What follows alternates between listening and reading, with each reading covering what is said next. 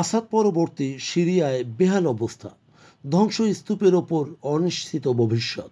বন্ধুগণ, আপনারা নিশ্চয়ই জানেন যে প্রশাসনিক ও নিরাপত্তা ব্যবস্থার শূন্যতা বিরাজ করছে সিরিয়াতে। দীর্ঘ ৫ দশকের আসাদ শাসনের আকস্মিক পতনের পর সিরিয়া বর্তমানে লুটপাটের ক্ষেত্রভূমি হিসেবে পরিগণিত হচ্ছে। বর্তমানে সিরিয়া একটি পাওয়ার ভ্যাকুয়াম বা ক্ষমতার শূন্যতার মধ্য দিয়ে যাচ্ছে। দেশটির কেন্দ্রীয় প্রশাসনিক কাঠামো পুরোপুরি ভেঙে পড়েছে। বিভিন্ন সশস্ত্র গোষ্ঠীর আবির্ভাবে বিভিন্ন শহর বা অঞ্চলে তাদের নিয়ন্ত্রণ চলছে। সাধারণ নাগরিকদের নিরাপত্তা চরম ঝুঁকির মধ্যে এবং আইন শৃঙ্খলার অভাবে অনেক জায়গায় লুটপাট ও প্রতিহিংসামূলক সহিংসতার খবর পাওয়া যাচ্ছে।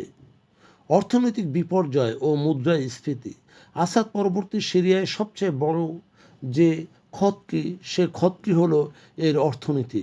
দীর্ঘ ১ দশকের বেশি সময় ধরে চলা গৃহযুদ্ধ সিরিয়ার জিডিপিকে তলানিতে নিয়ে গেছে।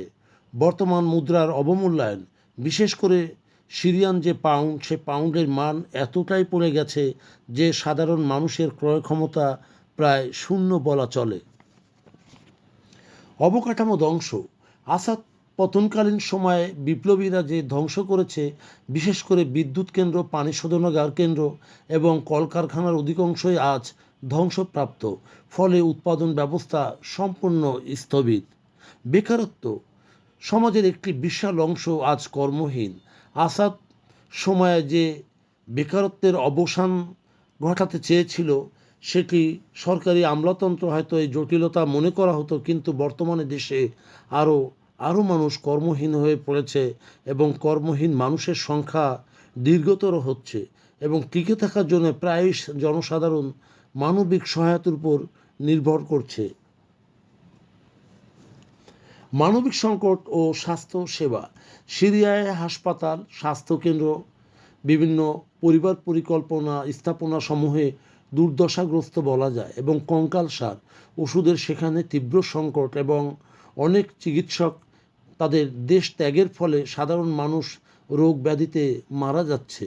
আসাদ শাসনের পতনের পর ত্রাণ সামগ্রী পরিবহন ও নিরাপত্তাহীনতায় কয়েক মিলিয়ন মানুষ তীব্র খাদ্য সংকটে ভুগছে। উদ্বাস্তু শিবিরে থাকা লক্ষ লক্ষ মানুষের জন্য শীতকালীন আশ্রয় সেখানে বড় চ্যালেঞ্জ হয়ে দাঁড়িয়েছে। উগ্রবাদ ও গোষ্ঠীগত সংঘাত বৃদ্ধি।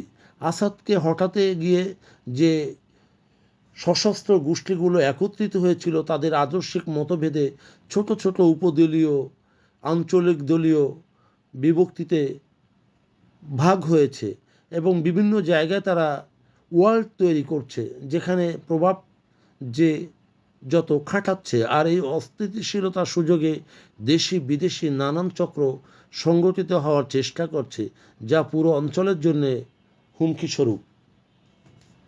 ভূরাজনৈতিক জটিলতা ও বিদেশি হস্তক্ষেপে সিরিয়া এখন রাশিয়া, ইরান, তুরস্ক এবং আমেরিকার ভূ রাজনৈতিক খেলার প্রাঙ্গণ হয়ে উঠেছে।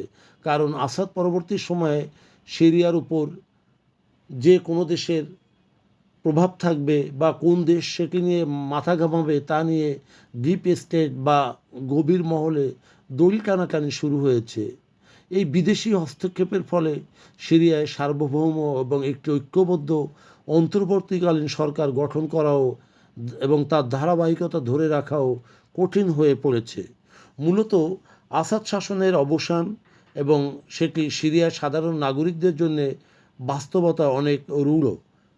ধ্বংসস্তূপে পরিণত হওয়া একটি দেশকে পুনরায় গড়ে তোলা কেবল সিরিয়ানদের জন্য একার পক্ষে সম্ভব নয়। এর জন্য প্রয়োজন আন্তর্জাতিক সম্প্রদায়ের নিঃস্বার্থ সহযোগিতা এবং একটি অন্তর্ভুক্তিমূলক রাজনৈতিক সমাধান।